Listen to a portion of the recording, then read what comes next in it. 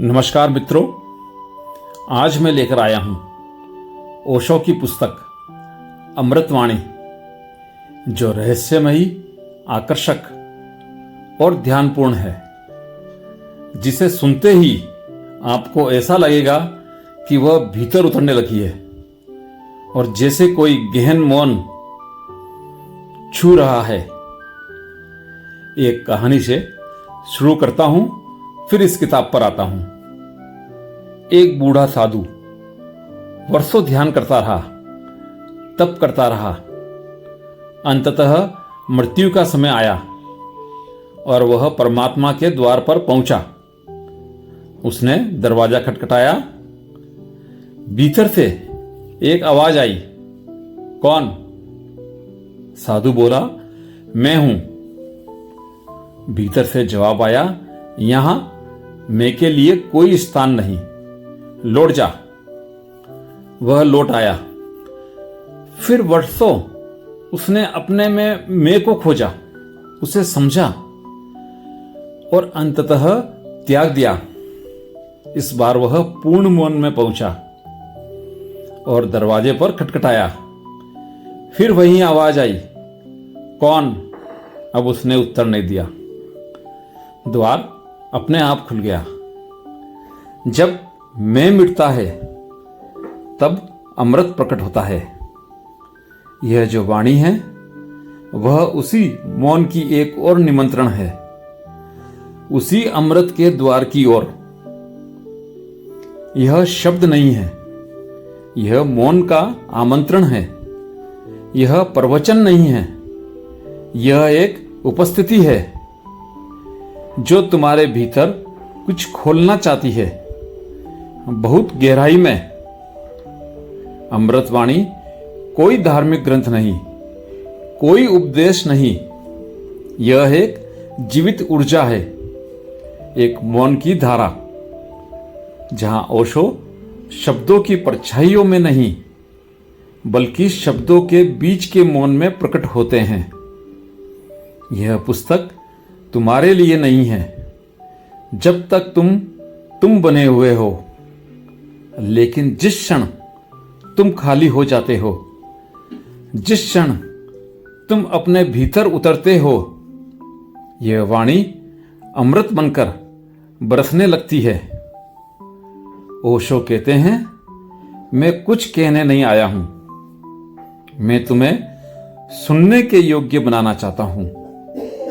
जो सुना नहीं जा सकता वही मेरी वाणी है। अमृतवाणी उन प्रश्नों का उत्तर नहीं देती जिन्हें मन पूछता है। यह उन दरवाजों को खोलती है जिन्हें आत्मा कभी पूछती थी लेकिन चुप हो गई थी। यह कोई किताब नहीं, यह एक प्रवेश द्वार है जहां से तुम स्वयं में प्रवेश कर सकते हो। तो अगर तुम तैयार हो भीतर उतरने को, मौन को सुनने को, तो चलो ओशो के साथ उस यात्रा पर निकलते हैं जिसका कोई अंतिम पड़ाव नहीं, जहां कुछ भी नहीं बचता, वहीं से जीवन खिला करता है। अध्याय 1, मौन, वह भाषा जो शब्दों से परे है। ओशो कहते हैं, मेरे लिए शब्द केवल संकेत हैं। जो कुछ मैं कहना चाहता हूं वह शब्दों में नहीं आता। वह तुम्हें तभी मिलेगा जब तुम मौन के साथ जुड़ जाओगे। इस अध्याय में ओशो शिष्य को मौन की गहराई में उतरने का निमंत्रण देते हैं।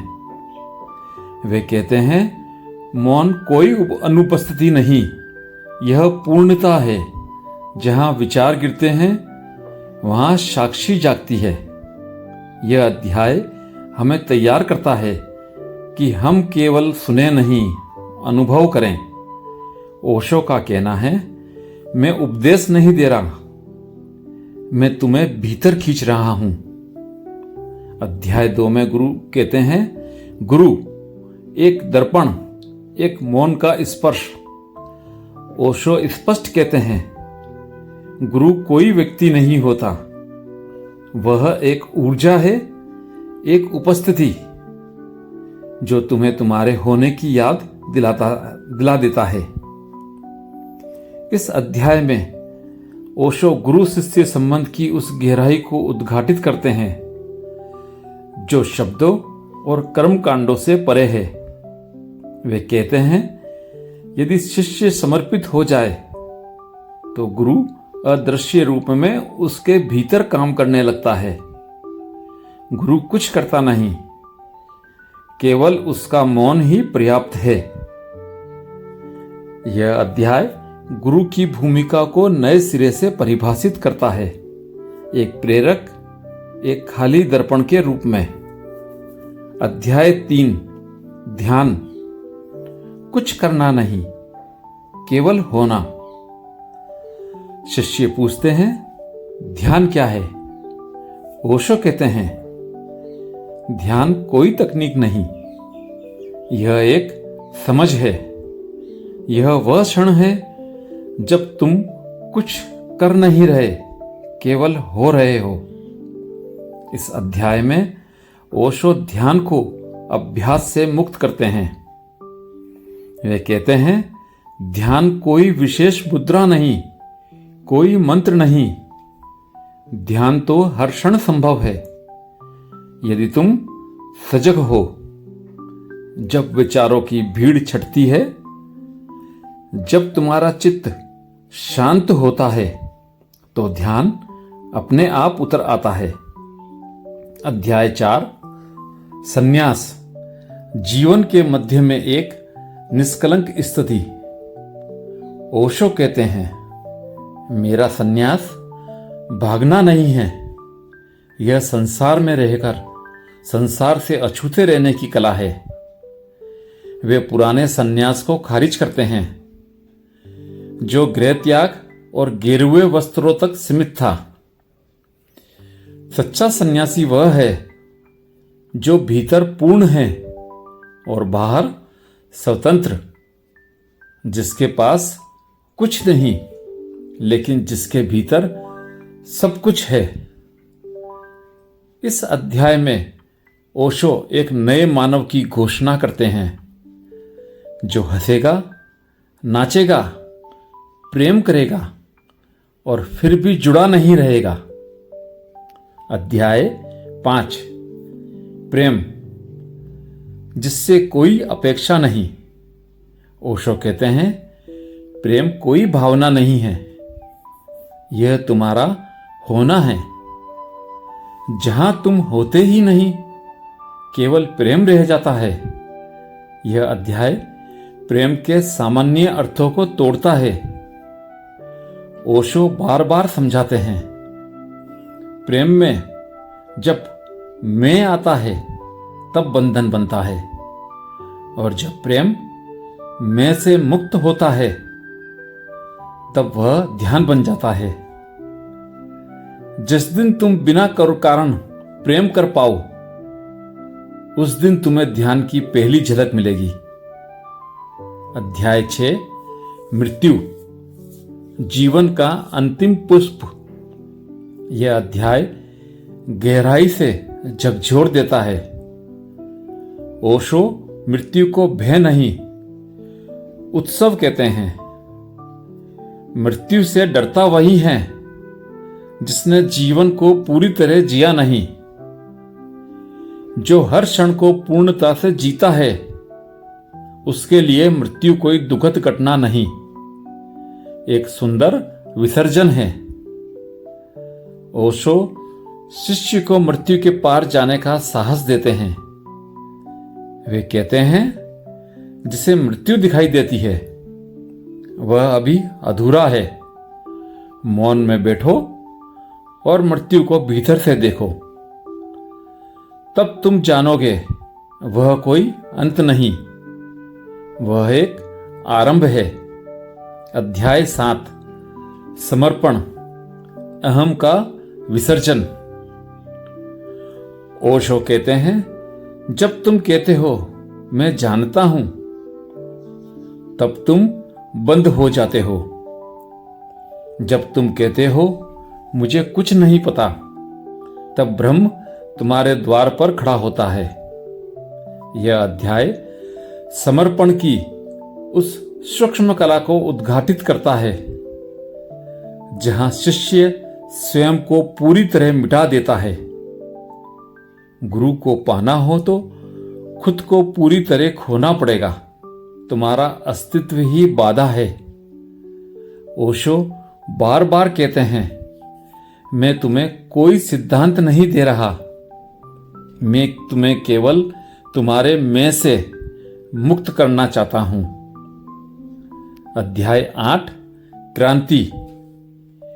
भीतरी और बाहरी दोनों। इस अध्याय में ओशो कहते हैं, दुनिया तभी बदलेगी जब तुम स्वयं को बदलोगे।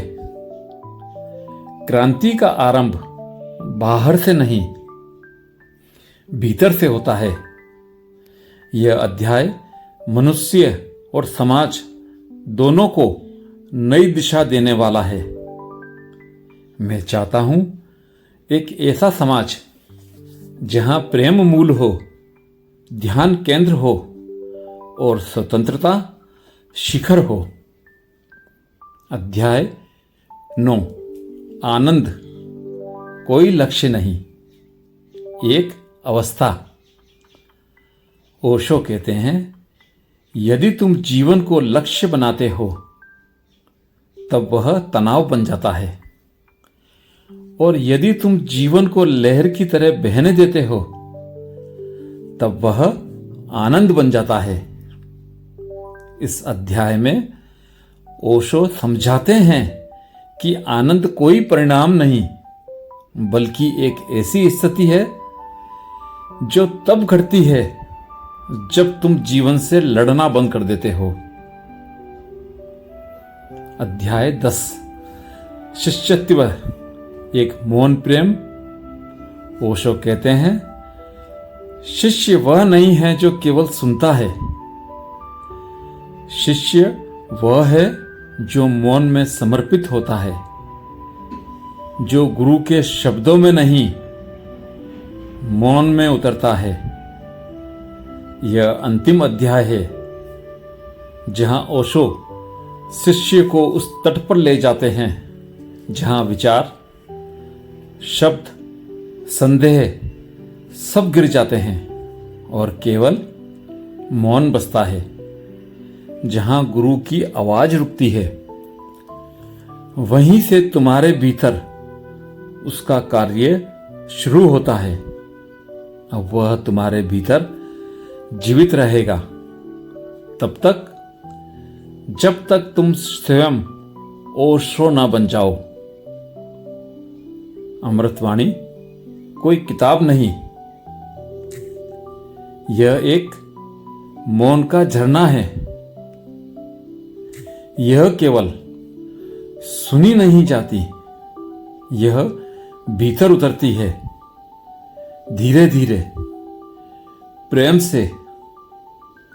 ओशो कहते हैं, शब्दों को छोड़ो, मौन में आओ, तभी तुम अमृतवाणी को समझ सकोगे। धन्यवाद।